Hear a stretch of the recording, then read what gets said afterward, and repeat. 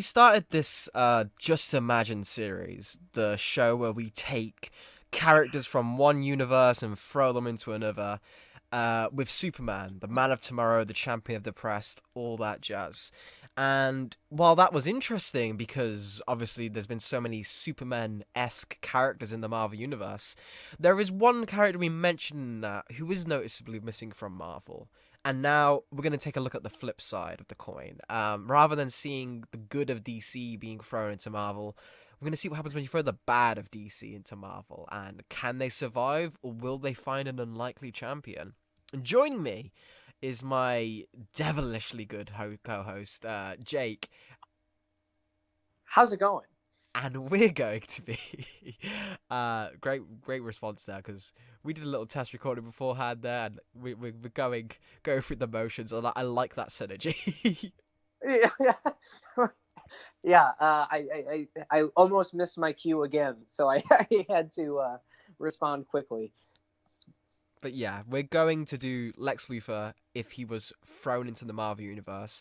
And this was Jake's suggestion, so I'm going to go straight ahead and ask you, man, did you have any way you want to go with this specifically? Yeah. So when we talked about Superman, we talked about what would happen if we brought like the best person you can imagine into the Marvel universe. And when we talked about that, we talked about the absence of Lex Luthor and who would step up in Marvel to be that Lex Luthor, or could anyone fill that void?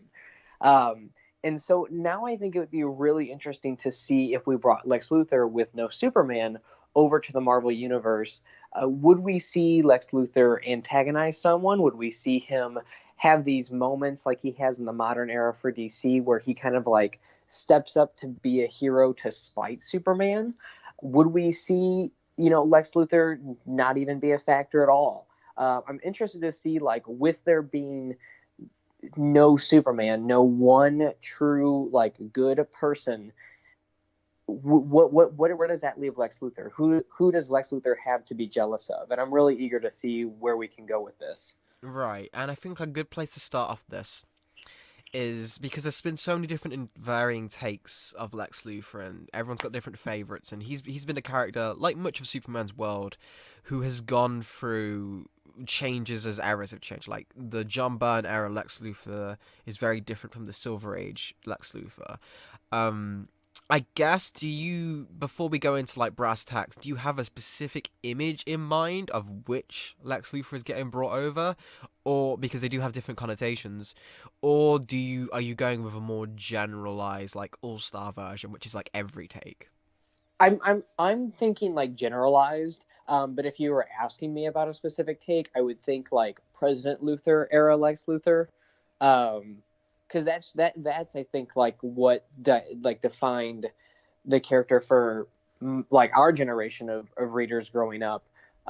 Because that was the version that was present in the cartoon, that was the version that was present in the books at the time. And it's really kind of like the start of the modern era of Lex Luthor. So if you were looking like for a specific version, I would say the modern era. But also like in a general sense, just Lex Luthor, bald head or red hair. Right. Okay then. So character-wise, the reason why there's been many different takes on this over the years, but my defining reason for why I feel like Lex hates Superman is there's always the alien excuse. There's always the fact that he's here to usurp our place in the world. And while that is, he's not lying when he says that. He does believe that. It's not why he personally hates Superman so much, because there's countless examples of DC heroes doing that. It's not specifically that he's not going to just attack any alien in the Marvel universe. It has to be a reason. And why he hates Superman so much is because Superman came onto the scene, and like you said, he is wholly good. He has no apparent sins or faults, and he rocks up because Lex Luthor beforehand was on his way to becoming the greatest man in history. Like, he was well on his way to becoming that. And if Superman didn't turn up, he probably would have. However, and that's he was doing all he could to reach that goal. I think Elliot S. Maggin had this very specific take: is Lex Luthor was trying to reach the pinnacle of humanity, and he almost did it. But the moment Superman came on the scene, the pinnacle of humanity no longer had that mystique, or it wasn't worth anything, because no matter what he would do, he would never. It was like an unbreachable stopgap that Superman represented. So I feel like Well, go ahead, oh, man. sorry. Well, and what I was going to add to that is, like, in my personal headcanon, Lex Luthor probably accomplishes something that is about to be like a worldwide headline. And in my personal headcanon, the minute that he accomplishes that, and the minute that he's about to announce that to the world, headlines show up about this alien that has, or this man that is here that is doing extraordinary things. And so which immediately vanquishes any hype that would have been behind Lex Luthor's announcement. I don't know if that's ever personally happened. I don't know Superman and Lex Luthor's history as well as you do, but in my personal headcanon, like, there's always just been that moment where, like, Lex Luthor has been literally on the brink. Like, I know you were referring to it in like a metaphorical way, but like literally on the brink of being the greatest man in history. And then he sees the headline about Superman and realizes that no matter what he does, he'll never be able to top that. And that's interesting, because you throw him in Marvel, and he never gets that. Right. And so part of me, like, as we're already having this discussion, part of me thinks that if Lex Luthor's in the Marvel Universe, he is the greatest man in history. Like, part of me thinks that with there being no Superman, there's no headline to top what Lex Luthor, whatever it is that Lex Luthor would design or do or anything. There would be no headline to stop Lex Luthor. And he would just go on to claim that birthright. Like, part of me even thinks that if Lex Luthor was in the Marvel Universe, it may not have been written like this way in the Silver Age, but there would have been a modern retelling where, like, Luthor's father bought out, Stark Industries or something like that. Like, Luthor and Stark would be arch rivals. See, that's interesting, because, like, okay, because I was going to go into this, is like the moment we have to start thinking of, okay, who are the people who could possibly challenge that? And the three people that come to my head, and then the fourth isn't a single person, but I'll get to that later. The three people that come to my head are Reed Richards, Victor Von Doom, and Tony Stark. Right. Yeah, that makes sense to me. People that are at least on the same level intellectually as Lex Luthor. But here's my thing: is why I think the classification of what era it is kind of important. I think, like, Byrne era up to, I guess, pre Infinite Crisis, because after Infinite Crisis he started getting his back a little bit, would get them annihilated by all three of those, because he's just he's not on that intellectual level. Mm-hmm. Silver Age Lex Luthor, and then where we are now with Lex, and like the specific, like, all-star Lex Luthor, where he is the businessman but he's also the mad scientist. Right. I think there's a different story, because if you ever read I think it's Last Son of Krypton or Miracle Monday, but it's one of Elliot S. Maggin's books, and he has a very specific piece in that which I really love, and it's my favorite take on Lex, is where he is the businessman Lex Luthor. He puts on that front, but that is a front he specifically created so it'd be easily digestible for his enemies to view that as him. LexCorp isn't even his only business. It's like a small fraction of his day. Like, he spends 5 minutes on his day running LexCorp, and the rest of it is just running other things. He's got secret identities, so he like puts on other things to run other shit and like do other plans. Like, he's so intelligent and so fucking smart. Like, he believes he doesn't bother trying to figure out who Superman is, because he assumes Superman does the same thing too. He assumes Superman would have like 50 secret identities, because that's what he has. So the businessman Lex Luthor of the Byrne era is like 5 minutes of his day to this Lex.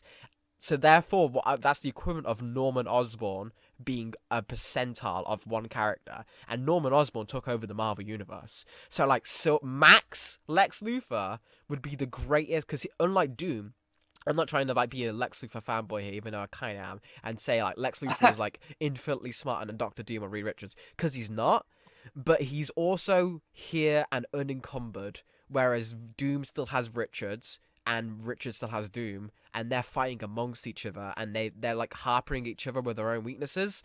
Lex Luthor doesn't have anything stopping him now in the fact that Superman like hampers his potential. Like, the reason Lex Luthor hasn't cured cancer is because like he's too busy focusing his time on Superman. He doesn't have that here. So if you go max peak Lex Luthor, I fully think he would become the greatest or worst villain, like the greatest hero or worst villain in the Marvel Universe, depending on his mood. Well, it's interesting that you mentioned, Reed Richards and Doctor Doom, because I feel like with those two and with a lot of pairings in the Marvel Universe, there is this begrudging respect that villains have with one another, or pairings have with one another. They will fight, and they'll try to maim each other, and they'll try to do all this horrible stuff. But at the end of the day, there's a respect there, and there's a couple of pairings like that in DC, but none like there are in Marvel, at least in my opinion, from what I've read of Marvel. And what I think sets Lex Luthor apart from Reed Richards and from Doctor Doom is that Lex Luthor has no respect for anybody. He respects no one except Lex Luthor. So what I think would really set him apart is, even if he had an arch rival like a Tony Stark, there would be no respect between them. There would just be that unbridled like hatred, especially probably stemming from Luthor, that would just kind of create, I think, like this ruthless version of him that really would be like unmatched. Like I think in Marvel, Lex Luthor probably would never really see that, I don't know, that heroic swing, because I don't think there would be anybody to be able to touch him. Well, that's the thing though, because the reason why he went had a villain swing was because someone could touch him. That is true. So that's a good counterpoint. So, I guess if left to his own devices, he would just be the greatest man. Like, maybe there would just be like just Lex Luthor. And because when I was thinking about this, I was trying to think, okay, like who would Lex Luthor be a villain to? And like really Tony Stark was like one of the only answers. I feel like he might be an interesting Captain America villain, just because he's kind of like corporate America, all that kind of stuff. There would be a take on Lex Luthor that would work for Captain America. He might be an interesting Thor villain,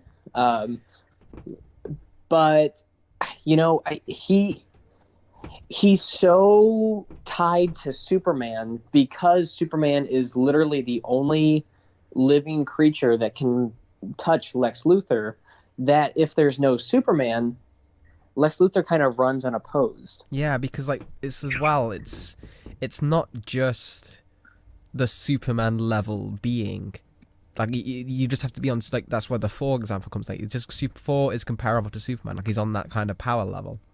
That's not it. That's not the reason why it's part of it. It's not the whole package of why Superman and Luthor have this like ideological war, because like Thor isn't representing the better, like he's a good guy, but he's also got his own problems, and he's kind of like the problem I found with like trying to find people that Luthor would fight in Marvel is, who would he care? Like I think like so many of them he'd write them off as beneath him. Like Captain America, oh, government experiment, I can make 5 of those. Like he wouldn't care. Right. Tony Stark, oh, the alcoholic who can make a few shiny armors, cute. Like he wouldn't care. Like Reed Richards, Doctor Doom, oh, squandered potential because they're spending half their time being superheroes when the Fantastic Four could have took over the world and redefined technology if they really wanted to. He wouldn't care. Like Doctor Doom as well. Oh, you're the nation. You're the king of some backwater country that I don't care about because I'm Lex Luthor and I'm an asshole like that. Like he's just so apathetic to everything that isn't the peak. And I feel like the reason why Marvel's all about flawed characters, and because no one is the peak, he's not going to be interested in any of them, except for, I think the one take I feel like I could maybe see being a really interesting one is I think Luthor would be a really good X-Men villain. X-Men. Wow. Okay, that was not the answer that I was expecting. Because as you were Because saying, oh no, go ahead and explain yours first, and I'll jump in with mine. because the whole idea of mutants supplanting human potential goes directly in with what his deal is with Superman in some takes. And I think you could transfer that very easily into him being the rallying human of like, mutants aren't the future. Humanity is fine as it is. I don't care The how Friends many of Humanity. Yeah. yeah, I Right. don't care how many powers you've got, the human brain can defeat them all. Like, you're not the future, you're just some generic anomalies. You're not going to supplant anything. Like, he'd be like Bolivar Trask if Bolivar Trask was like competent. Yeah. Right. Well, and like part of that would probably be he would probably be the guy that would give a speech and say, "Listen, you know, look at how many bad mutants there are compared to good mutants. Like, what would be really like?" And I hate to say this because I'm not a Trump fan, but he would probably be a really interesting analogy to Donald Trump right now, Yeah. like against the X-Men, because he would give these speeches where like, sure, there's a couple good mutants, but there's so many more bad mutants. Like, how can we even stomach that as people? Like, you could just see him manipulating, the entire world. Because I feel like a lot of the people that have stepped up against the X-Men, that have kind of done that, and I'm blanking on the name. God loves, man kills. Stryker. Yeah. Yeah, I feel like Stryker and Trask and all that, like, they speak on such a small level, that they don't really get like a worldwide front built against the X-Men. Because even like the Friends of Humanity and stuff like that, they're really built in America. And then you've got, the Hellfire Club, but they're mutants as well. I feel like Lex Luthor would be like a voice for the world that would be like, look at how bad this is. Like, sure, there's the X-Men, but for every X-Men, it takes all of the X-Men to stop Apocalypse, who's a mutant. Or, for every X-Men, there's Magneto, and sometimes it takes all of the X-Men to stop Magneto. Like, sure, there's good mutants, but it sometimes takes all of those good mutants to stop one bad mutant. That was not even something that had crossed my mind, but he would be a fascinating X-Men villain. And my thing was as well, though, is if he became an X-Men villain and you gave him all the, we're not creating a new character to fight the X-Men based off Luthor. If we're taking Lex Luthor from like All-Star and making him like having like, and he sees the X-Men as like a threat to his own like human pinnacle achievement kind of thing, I'm scared for the X-Men. I don't think they stand a chance. Yeah. I feel like every time the X-Men would go up against Luthor, at least one X-Man would die. One X-Man or one X-Woman. It would. I feel like he would almost be like an event villain for them. He would have to be like an Apocalypse level villain where you couldn't do a small Lex Luthor arc. You would, every time Lex Luthor would face the X-Men, it would have to be like an Omega level event. Like Magneto, like they make an entire rallying thing where like Professor X and Magneto and like Cyclops, they made like an uneasy alliance where they're just like, no, we have like a comment, we have to try and send Wolverine to kill this guy because we're fucked, and then it doesn't work, right? And it makes them look even worse because they sent an assassin, but they just panic and all that shit. You could easily just spiral it into, I guess it depends on your take on Lex, on just how much of an evil bastard you make him, because there's that scene in like All-Star where he's like naming off his list of heroes, and it's like Attila the Hun, Hitler, Genghis Khan. Would he become the Hitler to mutants where he's just genociding them? Like, how far would you take it? Yeah, I mean, and there would be a reason. I think that it would be a reasonable take to do that, like, because like how, like, I don't want to say how cool would it be, but like imagine how striking it would be for there to have been like picture like 2006. You know, they're coming off the X-Men have never been more popular with the X-Men movies. All that kind of stuff is going on, and then right in the middle of that hype, they do a Lex Luthor event where like Lex Luthor single-handedly like kills 2 million mutants. Just like it just figures out a way to kill 2 million mutants, and they just wipe off the face of the earth. How like just imagine the long-reaching consequences that Lex Luthor would have on the X-Men, and like you could even see him like developing a cure, but you know, and they go to do the cure, but the cure is actually like a lethal, you know, some sort of lethal injection instead, and the cure isn't actually a cure; it's actually death, because the only way you can cure mutants is through killing them.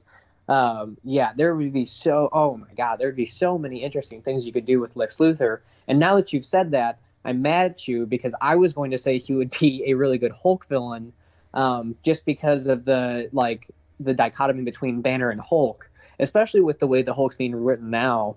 But I don't know if there's as much to do with Hulk as there is to do with the X-Men. No, I can see where you're going with it though, because Hulk, the kind of like in the vein of the leader with the Hulk. But I just feel like Lex Luthor, like if the Hulk and if Marvel and DC were like one universe, the Hulk would have been used by Lex like 50 different times as like a plan against Superman. Like Right. I don't see the Hulk, even Bruce Banner, like I don't think they registered him at all apart from a piece on his board. Like he's so far above, like the only like immortal Hulk at the moment is like got some very interesting implications for like his power set and like how far he's like unbeatable and immortal, but like Right. he's still having a bit of trouble with the US government.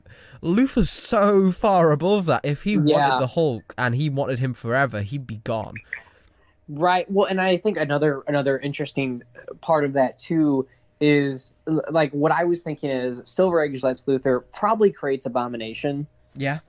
Like you could probably see him like looking at the Hulk and saying, okay, I don't want to use him, but I can make something even worse than that. And Lex Luthor probably creates Abomination. He could create like 50 of them, and each of them have different animal heads. Yeah. Because like, first off, modern Abomination is utterly terrifying. Like the like predator jaws that he has for a face is terrifying. That's a horrible image that will scar children, which is perfect because it's an abomination. But yeah, Lex, yeah, he. When I was thinking Hulk, I was thinking Silver Age Hulk is probably what I was thinking. Silver Age Hulk or Immortal Hulk. But X-Men he works so much better for, you know, and it would be interesting to see him like pair up or pair off with other heroes every now and then. Oh yeah, he'd be like a Doctor Doom kind villain when anyone could really fight him. Like he'd have an issue with Spider-Man or something. Right, or the Avengers. Like the Avengers would be great too. He probably would have even made like a great Fantastic Four villain early on.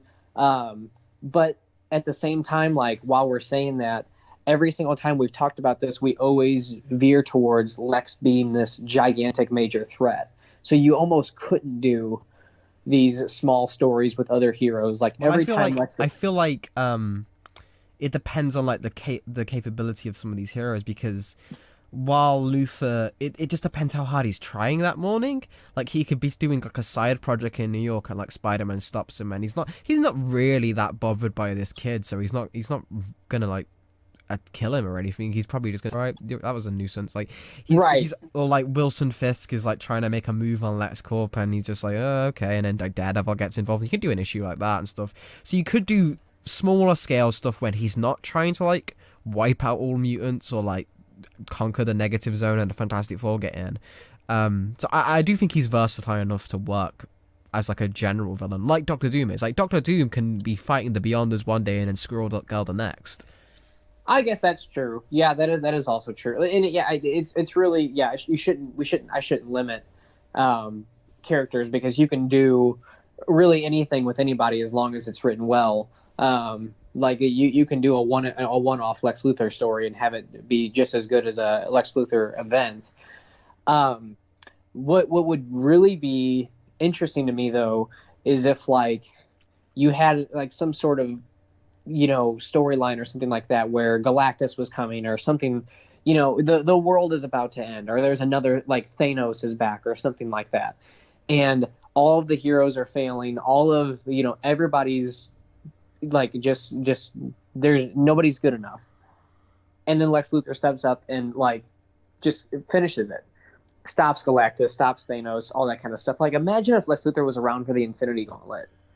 Like, Lex Luthor would have worn the Infinity Gauntlet by now in the Marvel universe. Yeah, he'd have one in his drawer.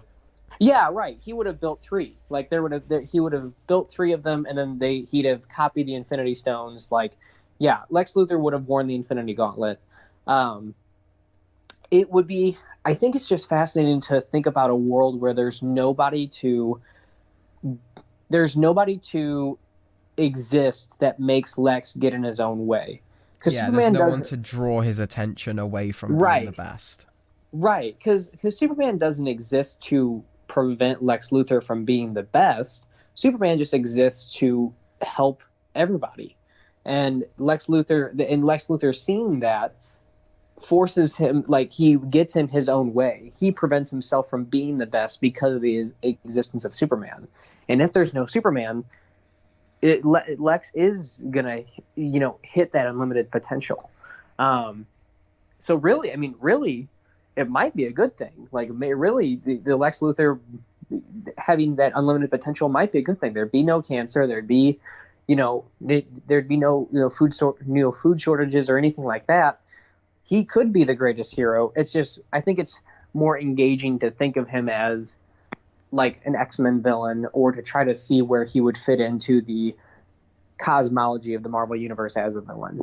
Yeah, because, like, in DC, the reason why he hasn't figured out the anti-life equation or taken over the Green Lantern Corps or anything is because the time that would take would divert from his time against Superman. So then what is the point? It's like he limits himself purposely because although he could do all these great things and probably conquer the DC universe, it distracts away from Superman, and that's what he needs to get rid of first. The problem is he's never going to, so he's stopping himself. He's like even the Justice League arc, like, it all comes down to Superman. Like, how much can he take out Superman? Like, it's never going to work though, so he's always limiting himself.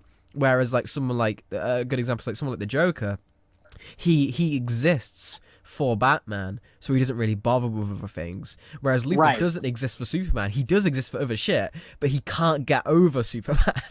Exactly. Right. And it's kind of interesting because you mentioned that the Elliot S. Magan thing, where, like, 5 minutes of his day is spent on LexCorp, right? Yeah. Okay. Well, how interesting is it that 5 minutes of his day are spent on LexCorp, and then literally all the other minutes of his day are spent on different tactics to try to, like, overcome Superman. Like, and even and even the 5 minutes spent at LexCorp is usually just a front for him to design something to stop Superman. So, like, even when he's doing business, he's still doing business to stop Superman. So yeah, like, when you take away that one driving factor for him, he's interesting with Superman, but man, he's almost more interesting without him, just because there's no telling where he could go. Like, what the most fascinating thing about him is that he's so stuck on Superman that he will never be the person that he thinks Superman is preventing him from being. But we don't know what kind of person he would be if there was no Superman.